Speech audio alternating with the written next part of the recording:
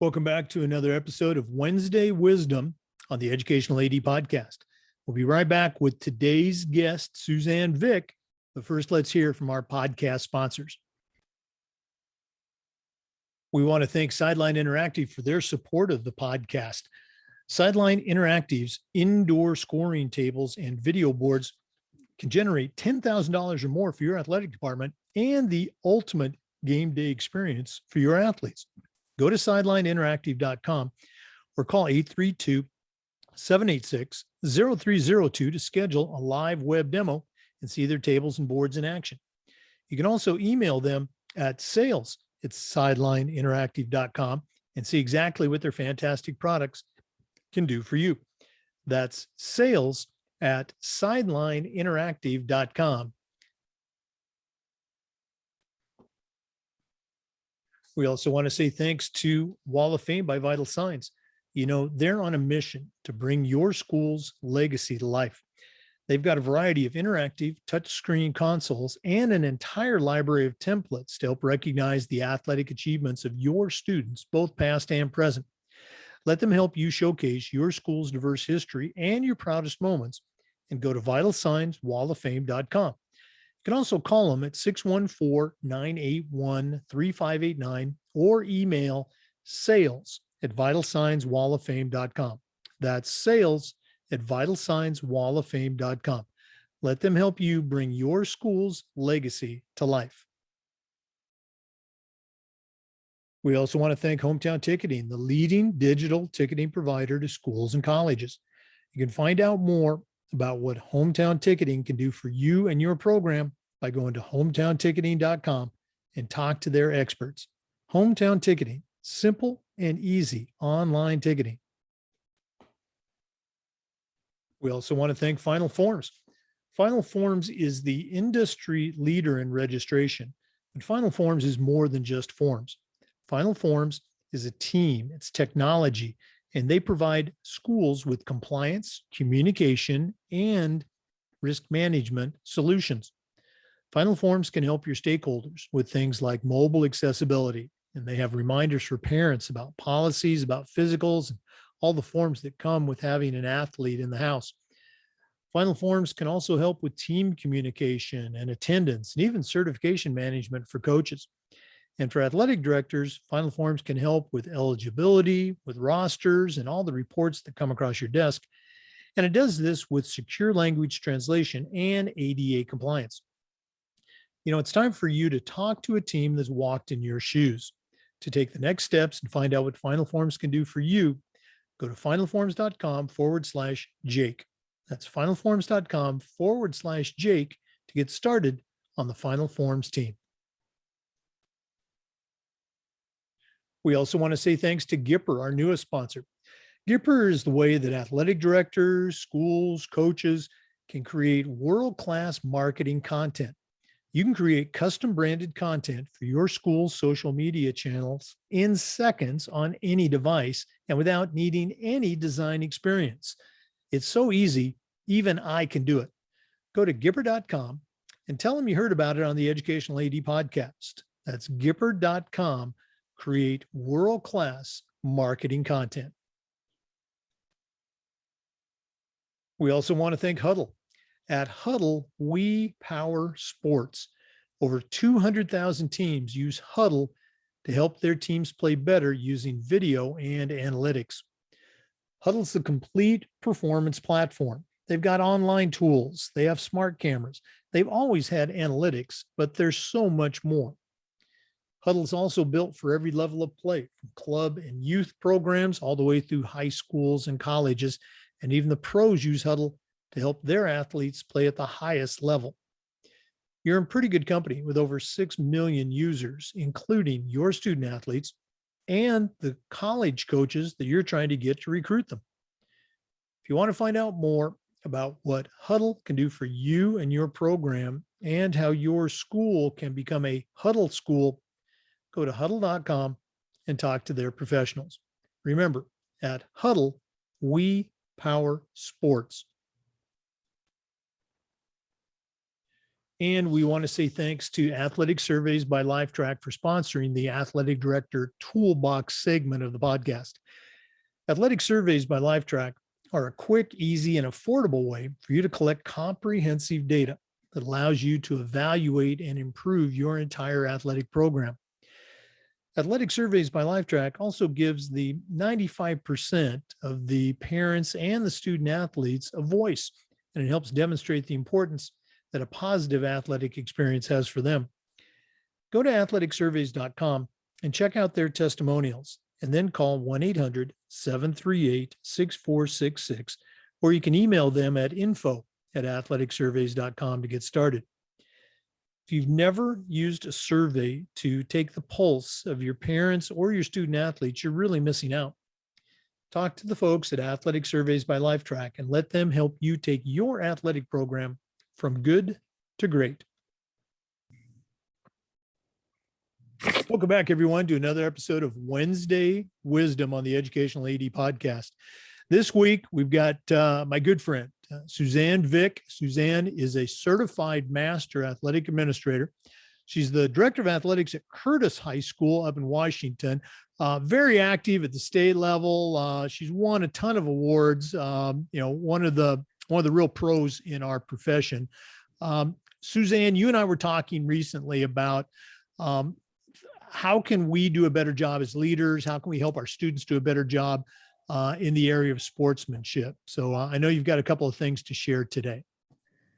Yeah, absolutely. Thanks for having me. It has, we're finishing, we're getting close to our end of our school year, so we're super excited about that. But we thought it was super hard inside the pandemic to do athletics and sports. And what we realized, it was actually harder when we came back. And I don't know if this is a nationwide issue, but here where we're at in the state of Washington, we didn't come out of this very well. And we didn't come out of it very well from a student fan base. And that has been something that we've really needed to tackle and address this year, because they came back a little bit naughty, for lack of a better way to say that. We had a pretty big crowd at our volleyball games, and our kids really wanted to be connected and really wanted to be there, but they didn't know how to do it appropriately. And so, having been gone, we were one of the last groups of students that got back into in-person school. They were gone for a long time, and they lost some of those social skills that were really important to being a successful high school. And so here's an example. I asked one of my student athletes, I said, that's really disrespectful, the way they were referring to another team. And he looked at me dead serious. He goes, that's the point. And I'm like, what? And disrespect has become the norm. And then I made the comment, I said, when you go to college, probably nobody is going to check this behavior, but it's not what we do in high school. His next comment was, well, isn't high school to prepare you for college? I'm like, well, you're really witty, but we're definitely missing a huge piece. So we at Curtis have spent an enormous amount of time talking with our students after one of our volleyball games, and it was pretty rough. I had 9 of our students in, and we talked for about 2 hours and just really had to recreate what's acceptable behavior, what's unacceptable behavior. And then as each and every month, we started meeting with our athletic directors in our league. We have a league of 10, super competitive league. We're all having the same issues. And so we, myself and another one of our athletic directors, Jesse Case, we got together, we started doing some planning for what we called Honor the Game Summit. So we did an Honor the Game Summit about a month ago. We're hoping to roll out a video that kind of captures what we did. So if someone wanted to try to emulate it, they could. But a lot of planning went into it. We had 2 students at each of our 10 schools, plus all of our ADs, including our district ADs, that joined us on a day. We started at 10, we fed them lunch, and they all left at 1. And we just spent a ton of time really talking and trying to come up with a definition of what does it mean to honor the game? How do we honor it as athletes? How do we honor it as coaches? How do we honor it as for officials? How do we honor it as fans? And what would be okay? And so when we decided on our students, who we were going to choose, they had to be athletes, but they also had to be athletes that would choose to be in the center of the student section. So we had a football player who was in the center of the basketball section. We had a cheerleader who, obviously the center of the student section. But those are the two that we picked. Really tried to have male and female voices, and then demographics that represented each of our schools that came together. We met here at Curtis High School, and just spent a lot of time and trying to define where's the line of we're having fun and we're being super disrespectful. So that was it was a good event. And then as we left there at the end, every school was tasked to try to take that information and go create it at their own school. So do you want me to break down kind of the things we talked about? What are you thinking? Well, the first thing I'm thinking is you're not alone, that ADs across the country are experiencing this. And I think you're right. I think people came back from the pandemic and there'd been no sports at all. And so they had all their energy, both good and let's say not so good, built up and ready to release. And, your question about, what's appropriate and what's not appropriate, from a high school perspective, they only see, their own school and then the schools they travel to.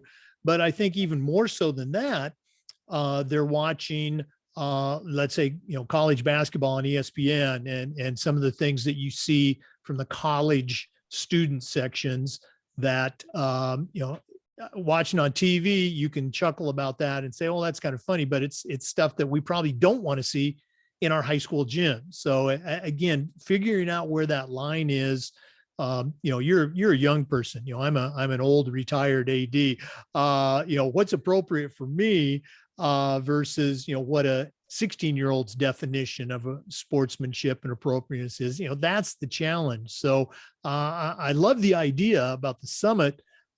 How did it all play out, or what were some of the things that you did? Well, starting off with the words you just used is sportsmanship. That word is used a lot. And I think it kind of starts to fall on deaf ears. What does that mean? What does it look like? And so that's why we went with the word honor. Honor the people that have put the time in to do what they're doing. Honor the kids that have worked so hard to be there. Honor the officials and the coaches that are giving of their time to be there, and really getting that message across is what does it mean to honor somebody? And it doesn't mean this or that. And so, we started with the usual, icebreaker concept and get to know you. What school do you go to? The question we asked them was, what makes your school unique? And that was really insightful and fun because, we don't get a chance to really get into a different high school in our district very often.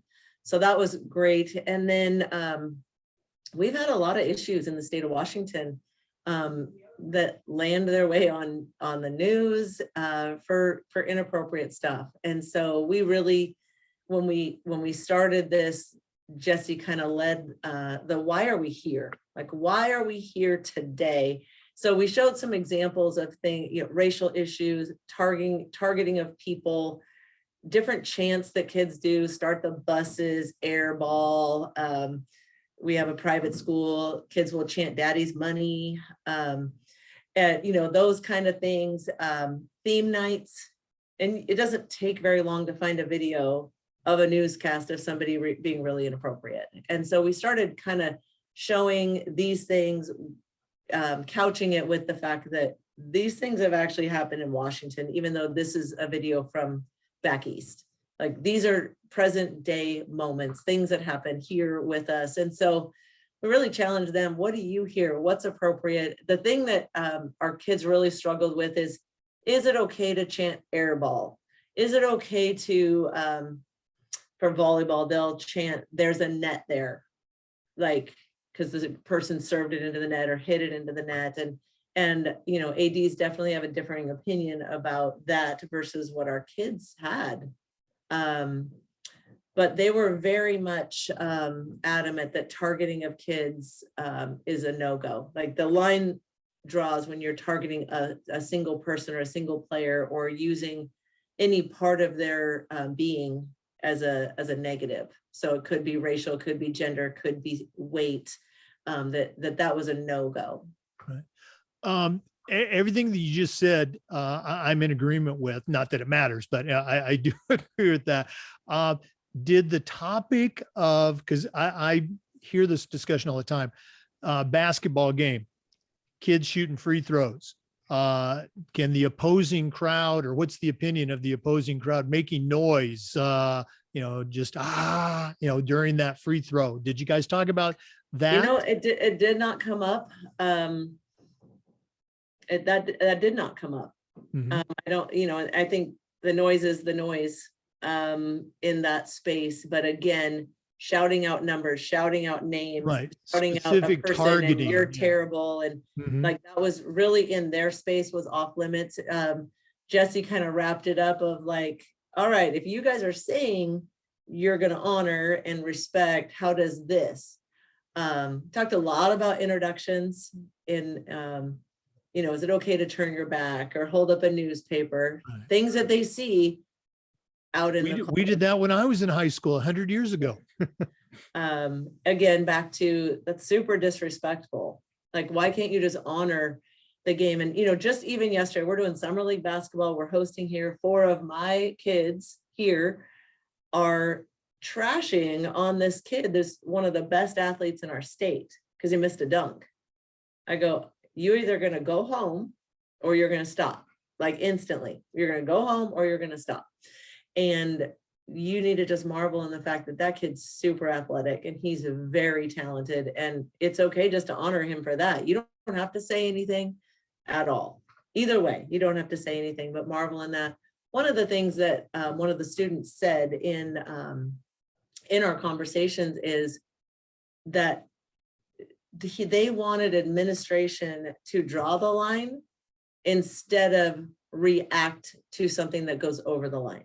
Right. So they wanted this clear expectations, like no kids are going to go read the code of conduct. No kid is going to go and find out what you're asking of them. But if you draw the line, then you hold us to the line, we're probably going to comply. And so I thought that was really good wisdom from a kid's perspective. If they know nothing's going to happen, then the kid's just going to go a little bit further and a little bit further and a little bit further. We see that in education all the time, right? So we spent a lot of time talking as a big group. And then after lunch, they were tasked with defining honor the game. And then they were put in groups of about 5 or 6. There's usually an AD there just listening to the conversation about what does that mean to you to honor the game. They had white little, those big, huge sticky notes. Right. And then they just were able to work hard to define what that means to them. And then Jesse did a great job of breaking us out and really sending us with our task of how do we go do that. The thing that's hard, I think, in this is every AD is different. Some are super relational, some are super business-like, some are really good at the paperwork.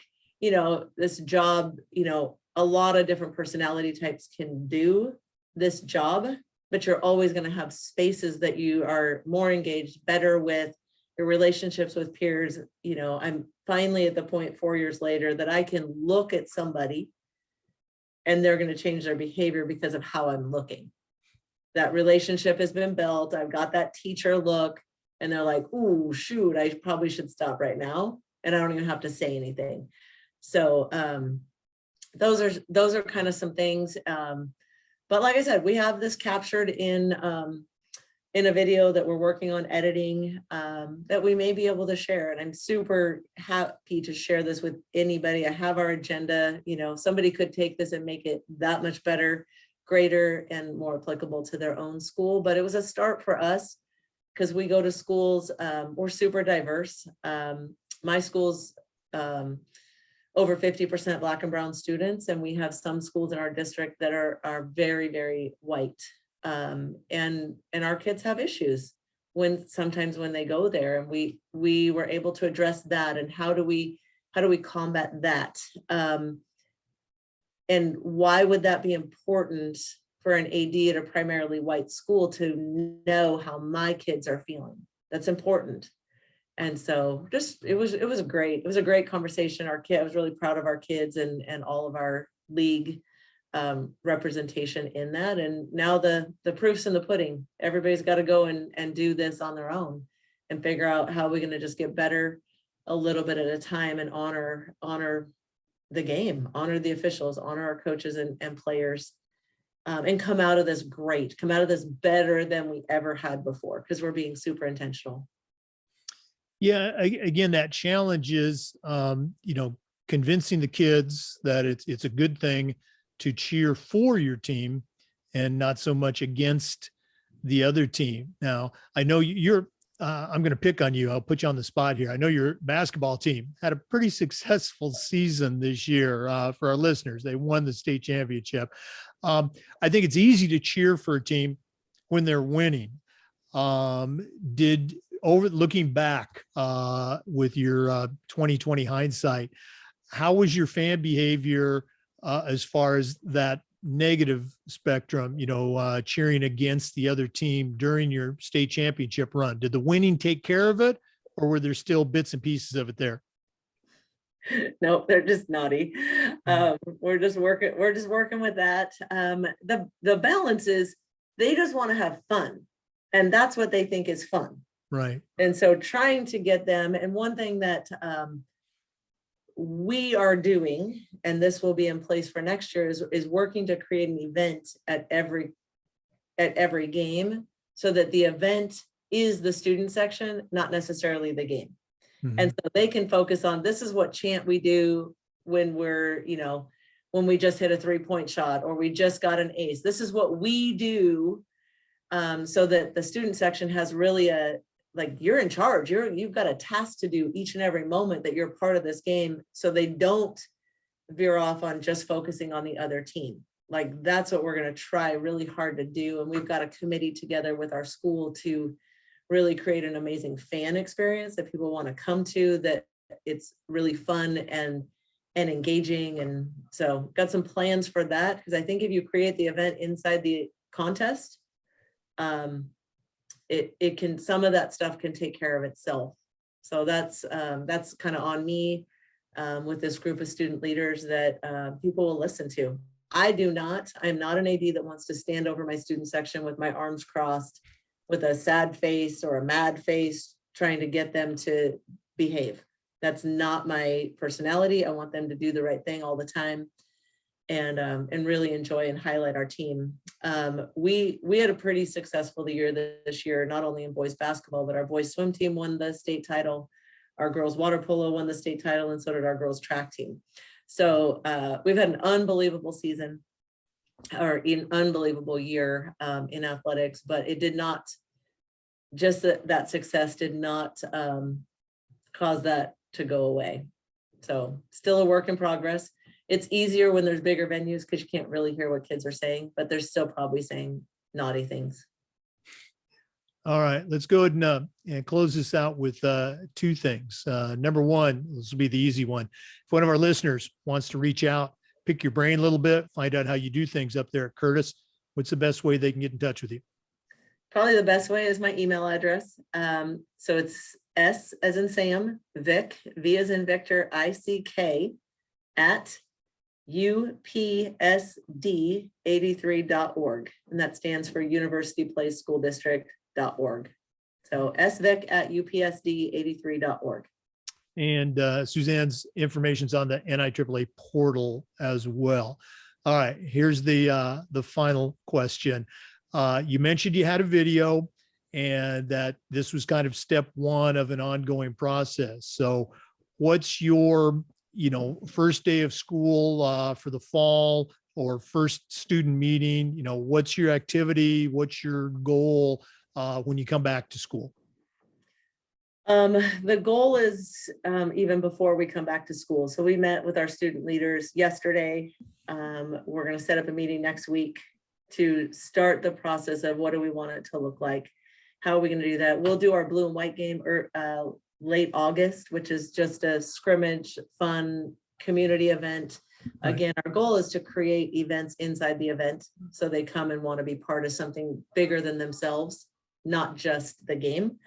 But we're going to set up pretty consistent meetings on how to create an amazing fan section. I think if we can master that piece, a lot of this stuff's going to take care of itself. That's our goal. We're always going to have one-offs and things that happen, but you create an amazing environment. I think they're going to want to come and want to be part of something really special.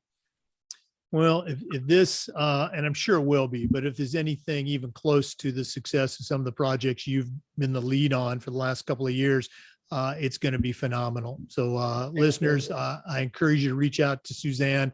As I said at the top of the show, she's a real pro. Suzanne Vick, always great to talk with you. I'm going to have to get out to Washington, or you're going to have to come down to Florida. Yes. But all the best as you wrap up this school year. Thank you very much. Have a great day. Thanks, Jake. Okay. For listeners, remember the Zoom recordings of all of our interviews get uploaded to the Educational AD Podcast YouTube channel.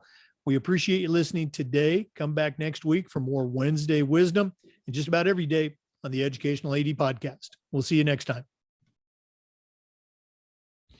We couldn't do Wednesday Wisdom or the podcast without our sponsors. So I want to take another moment and give them all a shout out.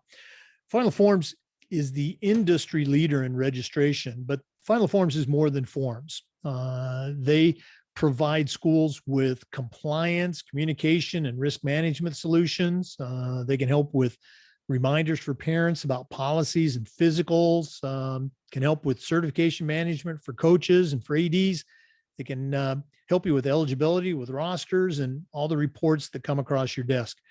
To take the next steps, go to finalforms.com/Jake and find out exactly what they can do for you. We also want to thank Sideline Interactive. Their indoor scoring tables and video boards can generate money for your department and create the ultimate game day experience for your athletes. Go to sidelineinteractive.com or shoot them an email at sales@sidelineinteractive.com. See what their fantastic products can do for you. We also want to thank Gipper.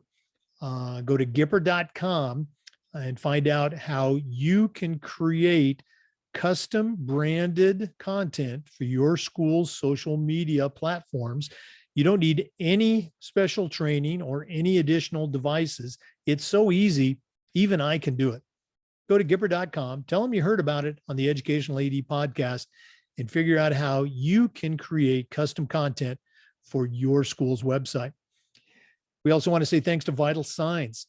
Their mission is to bring your school's legacy to life on their interactive touchscreen consoles. Go to vitalsignswalloffame.com, or you can email them at sales@vitalsignswalloffame. Let them help you showcase your school's history and your proudest moments. That's vitalsignswalloffame.com. We also want to thank Huddle. When I was a football coach, we used Huddle. And as an AD, our school was a Huddle school. We had the smart cameras, we had the analytics. All of our coaches loved it, and the customer service was fantastic. Go to huddle.com and find out how your school can become a Huddle school like mine was. We also want to say thanks to Athletic Surveys by Lifetrack. They allow you to collect comprehensive data that helps you improve your entire athletic program. Go to athleticsurveys.com, or you can email them at info@athleticsurveys.com to get started. Athletic Surveys by Lifetrack lets you keep a finger on the pulse of your parents and your student athletes and help you take your athletic program from good to great. And finally, we want to say thanks to Hometown Ticketing, the leading digital ticketing provider to schools and colleges. I didn't get a chance to use Hometown Ticketing as I retired just as they were coming into vogue, but I've talked to, I can say, hundreds of athletic directors that use Hometown Ticketing and swear by their product and the customer service. Hometown Ticketing truly lives up to their slogan, simple and easy online ticketing. Go to hometownticketing.com for more information. Thanks again to all of our sponsors. We'll see you next time on the Educational AD Podcast.